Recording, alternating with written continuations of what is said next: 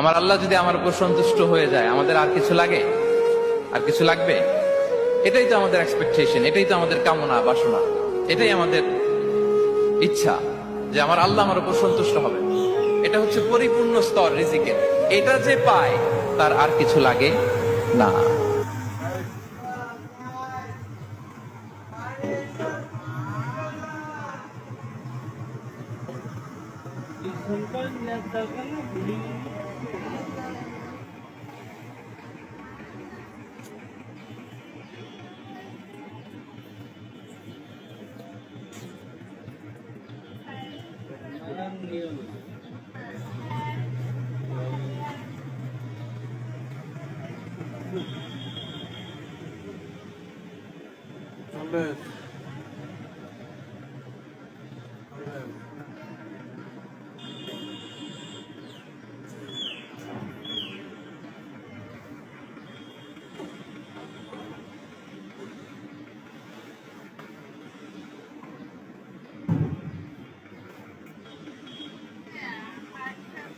ব্যাস আর দেওয়ার দরকার না, আর দরকার নেই।